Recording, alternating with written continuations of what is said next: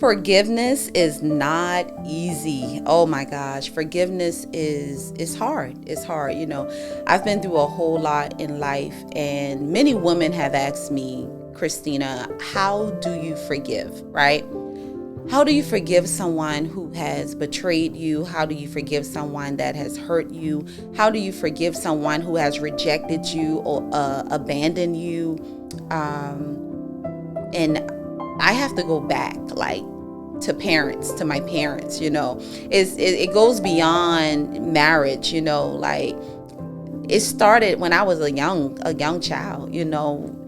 Like many of you may not have had the best parents. Your dad may have abandoned you, your mom may have abandoned you, and as a child, a lot of times we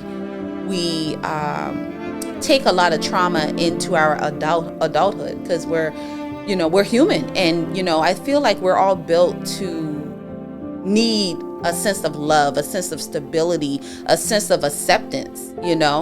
And when you're not accepted or loved by your own mother and father, that's hard. That's hard to go through life feeling like you're an orphan, like you're unloved. And then once you enter the institution of marriage or a really serious relationship, aren't you supposed to be the one person on earth that really loves me? You chose me, right? In marriage, the husband acts traditionally. He asks the woman to be his wife, So how can you ask me to be your lifetime partner and then hurt me, betray me, break my heart, leave me in a place of devastation? I have, that's hard to process, but I can truly say that I've experienced all of the above. And there's been many people in my life that I've had to forgive. And forgiveness is not easy, but it's necessary. You have to learn. You have to master forgiveness. And let me tell you why. Because you may have heard that forgiveness is not for the other person, it's for you. And that may sound cliche, but it's real. It's real. I thought I would never be able to forgive some of the people that I have forgiven. My mom was on drugs and alcohol most of my life. My dad was never there. I met him once when I was 30 years old.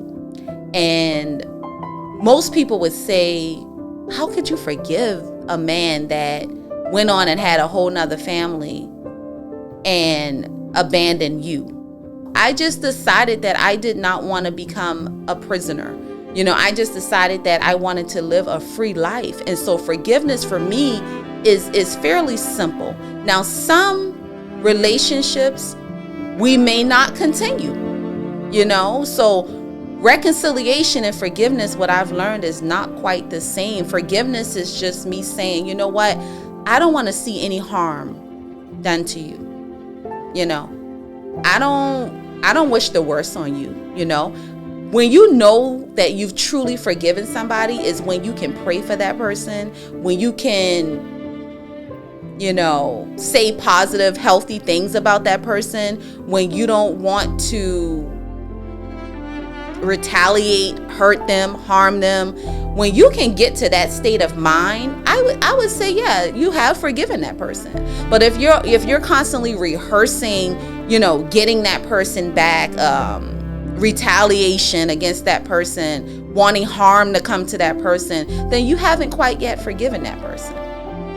That's it. But when you can want nothing but blessings and favor to come into that person's life, you have forgiven them. When you can pray good things and speak good things over them. I remember one time, my boss years ago had did something really, really evil towards me.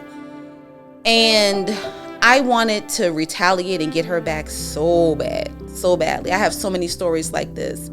But I remember after quitting the job, for almost a month, I struggled with reaching out to human resources. It was just something vindictive that was done. And I hate injustice. I hate when something is unjustly done to somebody. So it grieved my spirit for a while. And I believe the Holy Spirit told me, Christina, start praying for her. Start praying for her. And so I I started praying for this girl, this lady, for over, I don't know, maybe a month, right? God had it to where I was able to see this woman in person. And when I went up to her, she tried to avoid me, but I saw her and I approached her and I naturally went in and I embraced her. I hugged her. And honestly, I couldn't even believe I did that. I still don't even believe I did that. But I genuinely had no hate, no evil in my heart towards her, because I've already been praying for her. She didn't know, but I was praying for her. And when you do that, it clears your conscience, it clears your mindset, and now you truly just want this person to be blessed. That's all I wanted for her. And so I hugged her, and man, that just showed me something. That whole experience showed me how to deal with hurt, how to deal with unforgiveness, how to deal with injustice. Love